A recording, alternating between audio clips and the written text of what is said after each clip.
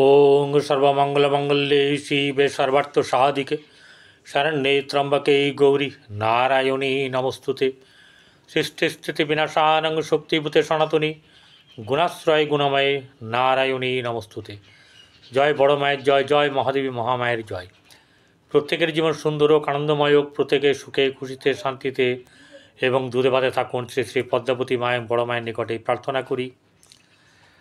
आजकेर पर्व होच्छे 11तम पर्व, जेखाने 11तम अर्थात कुम्भ राशिर जातक जातिकादेर এই अगस्ट मास केमन जाबे। এই अगस्ट मास केमन जाबे बोलते गिये बोलते हय, यदि कोनो मानुषेर धैर्य थाके, कोनो मानुषेर लेगे थाकार ब्यापार थाके, पड़े पड़े मार खेये नय, सेई प्रतिटी अभिज्ञताके काजे लागाते ব্যাপার থাকে, তার মধ্যে কর্মের ক্ষমতা, কর্ম উদ্যোগ, সেটা কিন্তু কুম্ভ রাশি। কুম্ভ রাশির জাতক জাতিকারা বহু ঝড় দাপট সমস্যা সামলে কিন্তু নিজেদেরকে উন্নত জায়গায় নিয়ে যাওয়ার চেষ্টা করে। কারণ একটাই, এখানে শনি এই ঘরটায়, শনি হচ্ছে গিয়ে সবচেয়ে তার শুভঘর মকর অপেক্ষা। এবং আরও একটা ব্যাপার, এখানে স্বয়ং শ্রী শ্রী দক্ষিণা কালী মায়ের সম্পূর্ণ আশীর্বাদ রয়েছে তাদের মাথায়।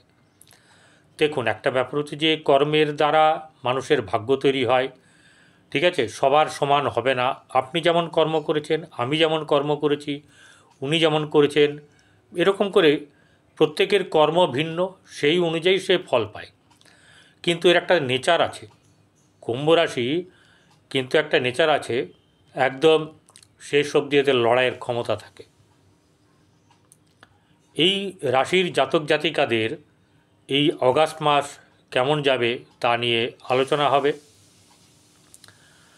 যেমন আলোচনা হবে তার শারীরিক দিক, মানসিক দিক, পারিবারিক দিক, ভাতৃ মাতৃ, বন্ধুবান্ধব, গাড়ি বাড়ি, সুখ শান্তি, আনন্দ উৎসব, এরকম ধরনের ভাগ্য, কর্ম, আপনার ব্যবসা, এরকম নানা ধরনের কোনো কিছু থাকবে, সফলতা থেকে আরম্ভ করে সব কিছু আমরা এগিয়ে যাব। কারণ হচ্ছে গিয়ে এই রাশির জাতক জাতিকাদের আমি বেশ যেরকম থাকে সেরকমটা বলি, এবং এখানকার মানুষ কুম্ভ রাশির জাতক জাতিকারা অনেক বেশি 12টা রাশি অপেক্ষা অনেক বেশি ভালো, অনেক বেশি আমার মনে হয় যে শিক্ষিত বলতে পড়াশোনার দিকে বলছি না, মানে এই যে কথাগুলো আমি বলি তারা অনেকেই ধরতে পারে। খারাপ ভালো তো তার নিজের ব্যাপার, নিজের কর্ম অনুযায়ী হচ্ছে। আমি তো শুধু গোচর বিচার করি, আমি তো কারোর পার্সোনাল ছক বিচার করি না। এই কুম্ভ রাশির লোকেরা এবং আরেকটা হচ্ছে বৃষ রাশির লোকেরা বেশ ভালো বোঝেন আমার কথাগুলো। যারা বুঝবেন তারা শিক্ষাও পাবেন এবং তারা নিজেদের ব্যাপারটা অনেকটা জানতে পারবেন। দেখুন, এই যে ধরুন আমি এতটা খেটে একটা ভিডিও তৈরি করি, এই রাশির জাতক জাতিকারা আমাকে প্রচুর সহযোগিতা করে। প্রচুর মানুষ আমি জানি এই ভিডিওটা দেখেন।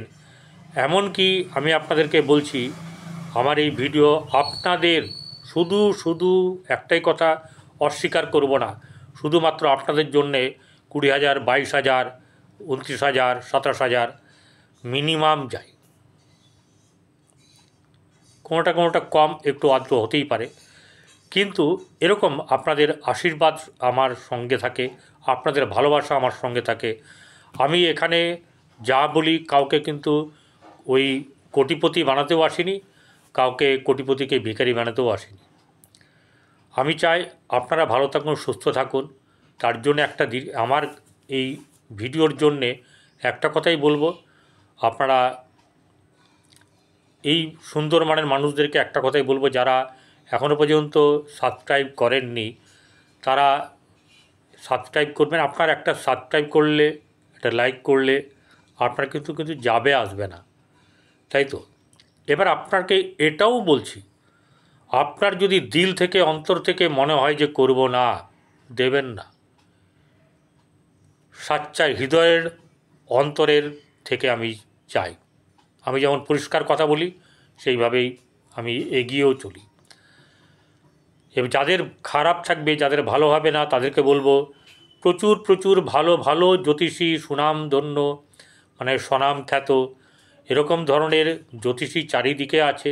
পেপারে মানে নিউজ পেপারে, আপনার টিভি চ্যানেলে, আপনার এই সোশ্যাল মিডিয়ায়, তাদের কাছে গিয়ে দেখিয়ে নেবেন, দেখবেন আপনাদের কিন্তু ভালো হোক, আমি এটাই চাই। এবার যেটা হচ্ছে যে আপনারা এখানে কুম্ভ রাশির জাতক-জাতিকাদেরকে বলবো, আপনারা জন্মকুণ্ডলী বার করবেন, দেখবেন কোন ঘরে কোন গ্রহ অবস্থান করছে। আর আমি যেটা বলছি সেটা হচ্ছে গোচর, আপনাদের জন্মকুণ্ডলী হচ্ছে আসল। তাই আসল কথা বলতে আর দেরি না করে চলে যাব এই মাসের রাশিচক্রে চলে যাব। আজকের যে 1 আগস্ট তার রাশিচক্রটা কীরকম আজকের দিনটাতে সেটা আমি তুলে ধরি। মেষ এবং বৃষ রাশি ফাঁকা, শুক্র এবং বৃহস্পতি তারা বসে আছে মিথুন রাশিতে, বুধ বক্রী হয়ে বসে আছে কর্কটে, সেখানে রবি আছে, কেতু বসে আছে সিংহ রাশিতে, মঙ্গল বসে আছে আপনার কন্যা রাশিতে, রাহু কুম্ভে, শনি বক্রী অবস্থায় বসে আছে মীন রাশিতে, তুলা, বৃশ্চিক, ধনু, মকর ফাঁকা।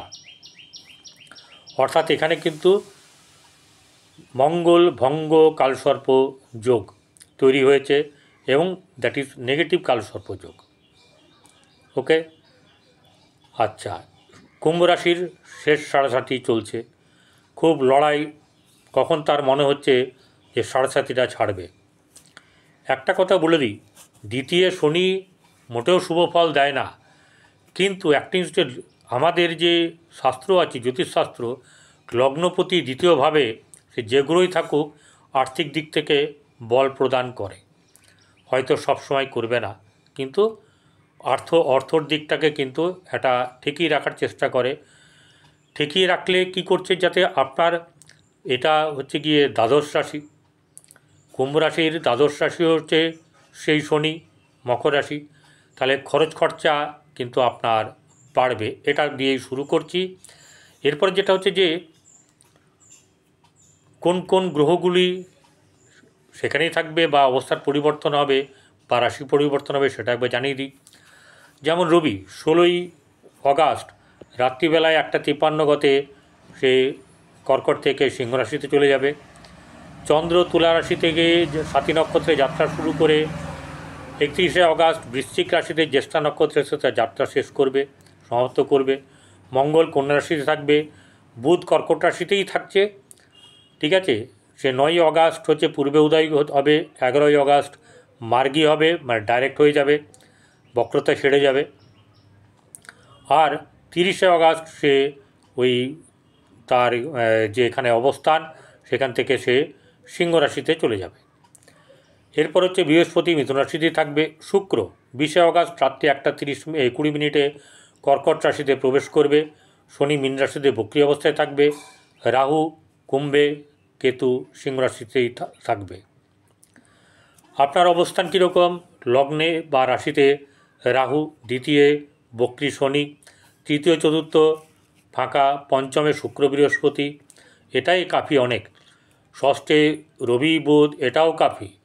সপ্তমে কেতু, অষ্টমে মঙ্গল, এছাড়া আর কোনো গ্রহ কোথাও নেই। তাহলে লগ্নে বা রাশিতে যখন রাহু থাকবে সেখানে আপনার চন্দ্র আছে, ভালো করে বুঝবেন। রাশিটা হচ্ছে এখানে চন্দ্র আছে বলে আপনার কুম্ভ রাশি। তাহলে এই কুম্ভ রাশিতে যখন রাহু বসে আছে তাহলে কি হচ্ছে, আপনার কুম্ভ রাশিতে রাহু বসে থাকলে আপনার মনের মধ্যে একটা ছটফটানি ভাব থাকবে। কখন আপনি অ্যাচিভমেন্ট করবেন, কিভাবে করবেন, এরকম পরিকল্পনা আপনার বেশ মাথায় ঘোরে। মাঝে মাঝে হতাশা, কাজ আসছে না, হব বলে হচ্ছে না, এরকম ব্যাপারের সম্মুখীন হতে হবে, ঠিক আছে। এই রাশি চন্দ্র যখন এই ঘুরতে ঘুরতে আপনার বৃষ রাশিতে আসবে, যখন কিনা আপনার কন্যা রাশিতে আসবে আর মকর রাশিতে আসবে, এই চন্দ্র এই 3 জায়গাতে কিন্তু আপনাকে একটু হতাশা, উদ্বেগ এইসব ব্যাপারগুলো কিন্তু দেবে। তাই এখানের থেকে আপনাকে কিন্তু একটু সাবধানে থাকতে হবে, বুঝতে হবে যে ভালো যেমনি যায় খারাপ যায়, আর খারাপ গেলেও ভালো আসবে। এবং আরেকটা জিনিস হচ্ছে গিয়ে, রাশিতে রাহু বসে থাকা সত্ত্বেও এই রাশির অধিপতি শনি সেখানে আপনার কি হয়েছে, দ্বিতীয় ভাবে বসে আছে, বৃহস্পতির ঘর। সেই বৃহস্পতি আবার রাহুকে আপনার রাশিকে দৃষ্টি দিচ্ছে। রাশিতে বৃহস্পতির দৃষ্টি দেওয়া মানে হচ্ছে অমৃত সম দৃষ্টি আপনি গ্রহণ করছেন। এতে কি হবে, নেগেটিভ এনার্জি দূরে চলে যাবে, পজিটিভ এনার্জি আপনার শরীরের মধ্যে, মনের মধ্যে খেলবে। অতএব ভেঙে পড়ার ব্যাপার নেই, আপনাকে উদ্যোগী হতে হবে। হ্যাঁ, যেগুলো মানে আপনাকে বর্জন করা দরকার সেগুলো কিন্তু করতে হবে। যেমন মিথ্যা কথা বলা চলবে না, মানে ঢপ মারা, এসব কেস চলবে না। কাউকে রাগ দেখানো, ক্রোধ করা, কারোর উপরে মানে বেশি দেখানো, যেটাকে তেজ দেখানো, এসবগুলো চলবে না। ঠিক আছে, পরিবার আত্মীয় স্বজনের সঙ্গে সম্পর্ক ঠিক রাখতে হবে। এই জায়গাগুলো কিন্তু খারাপ আছে। ঠিক আছে, যেটা খারাপ সেটাকে তুলে ধরব। এখানের মধ্যে একটা জিনিস হচ্ছে গিয়ে, যা অর্থ আসবে সেটা ব্যয় হয়ে যাবে। কিন্তু অর্থ আর কীভাবে আসবে, শনি হচ্ছে কর্মকারক গ্রহ। সেই শনি তার অষ্টমে দৃষ্টি দিয়ে আছে আর একাদশে দৃষ্টি দিয়ে আছে। একাদশে বৃহস্পতির দৃষ্টি আছে, শুক্রর দৃষ্টি আছে। তাহলে এখান থেকে কিন্তু লাভ হওয়ার একটা ব্যাপার আপনাদের থাকবে। কতটা লাভ হবে সেটা আপনার জন্মকুণ্ডলী থেকে, মহাদশা অন্তর্দশা থেকে দেখা যাবে। এখানে মিলিয়েও নিলে এখান থেকেও 3টেকে মিলিয়ে দেখা যাবে যে কতটা আপনার আসতে পারে। ঠিক আছে, এরপরে যেটা হচ্ছে গিয়ে আপনার ভাতৃভাব। ভাতৃভাব শুধু কি ভাতৃভাব, আপনার এখানে কিন্তু হচ্ছে গিয়ে সাহসের কারক মঙ্গল, সে কিন্তু দৃষ্টি দিয়ে আছে আপনার এই দ্বিতীয়ভাবে। সেই জন্য আত্মীয় স্বজনের সঙ্গে সম্পর্কের কথা বললাম, একটু কাঁচামিটে ব্যাপার থাকবে, একটু লড়াই ঝগড়া থাকবে। কিন্তু ওই মঙ্গল তৃতীয় দৃষ্টি দেওয়াতে আপনি কিন্তু কোনো কিছুতে দমে যাবেন না, আপনার মধ্যে বেশ উদ্যোগ থাকবে। Do or die, do or die, do or die, এরকম একটা ব্যাপার কিন্তু আপনার থাকবে। চল যা হয় হবে, এই যে একটা ব্যাপার, এনার্জি, মঙ্গল এবং বৃহস্পতির এনার্জি আপনার মধ্যে থাকলে সেটা কিন্তু খুবই ভালো। এবং আরও এনার্জি আপনার কাছে আছে, সেগুলোকে আমি এক এক করে বলছি। এরপর হচ্ছে গিয়ে চতুর্থ, সেখানে শনির দৃষ্টি আছে। তো চতুর্থ ভাব হচ্ছে গিয়ে আপনার বন্ধুবান্ধব, মাতা, মন মানসিকতা, গাড়ি বাড়ি, এইসব ব্যাপার। শুক্রের ঘর, ভোগবিলাসিতার জায়গা, শনি দৃষ্টি দিয়ে আছে, তার কারণের জন্যে মাঝে মধ্যে কিন্তু একটু ডিস্টার্ব দেবে। এছাড়াও অনেকের বাড়ি হওয়ার, ঘর করা, এক্সটেনশন করা, ঘর সাজানো, এরকম ব্যাপার কিন্তু থাকবে, সমস্যার সঙ্গে থাকবে। ঘরে হয়তো বলবে এটা নিয়ে এলি কেন, ওটা নিয়ে এলি কেন, এতে একটু মন খারাপ হয়ে যাবে। কারোর মন যুগে আপনি চলতে পারবেন না, কারোর মন যুগে চলার দরকার নেই। ভালো হচ্ছে আজকে ভালো বলছে না, কালকে ভালো বলবে। ঠিক আছে, মানুষের মন হচ্ছে পরিবর্তনশীল। ওকে, আপনার যখন ভালো সময় আসবে দেখবেন আপনার ময়লা জামাটাও তাদের কাছে সুন্দর করে গুছিয়ে রাখবে বা কেচে দেবে। পঞ্চম ঘর, প্রেমের জায়গা। এখানেও কিন্তু হচ্ছে প্রতিভার জায়গা, প্রতিভার সাফল্যের জায়গা। সেই জায়গাটা কিন্তু বেশ যথেষ্ট ভালো। শিক্ষার জায়গা, সন্তানের জায়গা, সন্তানের আপনার প্রমোশনের জায়গা। আপনার ক্ষেত্রে যদি কেউ এখানে পড়াশোনা করছেন তাদের ক্ষেত্রে কিন্তু উচ্চ লাভ, শিক্ষার ক্ষেত্রে উচ্চ লাভ। শিক্ষার ক্ষেত্রে ভালো জায়গাতে আপনার যেটাকে বলা হচ্ছে অ্যাডমিশন নেওয়া, শিক্ষক ভালো পাওয়া, ভালো মার্কস পাওয়া, কোনো কম্পিটিটিভ পরীক্ষায় এক্সামে ক্র্যাক করা, এই ব্যাপারগুলো কিন্তু বেশ এখানে ভালো আছে। প্রেমের ক্ষেত্রে শুক্র আছে, ঠিক আছে, খুব সুবিধে, মানে খুব খারাপ নয়, কিন্তু ভালো আছে, কিন্তু বুঝে শুনে চলতে হবে। কেউ কাউকে বেশি জ্ঞান দেবেন না। কারণ একজন আরেকজনকে জ্ঞান দিতে গেলে না একদম ভরপুর সন্ধ্যা হয়ে যাবে, রাত্রি হয়ে যাবে। সেই জন্য একটু কম কম করে দেবেন, এতে স্বাস্থ্য ভালো থাকবে, মনও ভালো থাকবে। অল্প বলবেন, বোঝাবেন, অল্প কথাতে ভালো বোঝে। বেশি বললে কোনটা ধরবে কোনটা মনে থাকবে না এটা করবে না। এই পঞ্চম জায়গাতে আপনাদের শিক্ষার জায়গা থেকেও অর্থ রোজগার আসতে পারে। আপনাদের যা প্রতিভা আছে সেই প্রতিভার মাধ্যম দিয়ে আপনাদের অর্থ আসতে পারে। শিল্পী সত্তা আপনাদের মধ্যে আছে, যারা যারা শিল্পী তাদের এই শিল্প সত্তাকে কাজে লাগিয়ে আপনারা কিন্তু রোজগার করতে পারবেন। এরপরে যেটা আসবে ষষ্ঠ জায়গায় হচ্ছে গিয়ে রোগ ঋণ শত্রু শুধু নয়, রোগ ঋণ শত্রুর আগেও আরেকটা আছে, সেটা হচ্ছে গিয়ে আপনার প্রতিষ্ঠার জায়গা। ঠিক আছে, এই প্রতিষ্ঠার জায়গাটাতে কিন্তু খুব একটা খারাপ নেই, কারণ বুধ বক্রী হতে পারে কিন্তু রবি আছে, ষষ্ঠভাবে রবি শুভ ফল দেয়। তাই প্রতিষ্ঠার জায়গাতে, ভালো জায়গাতে আপনাদের প্রতিষ্ঠা লাভের সম্ভাবনা ভালো থাকবে।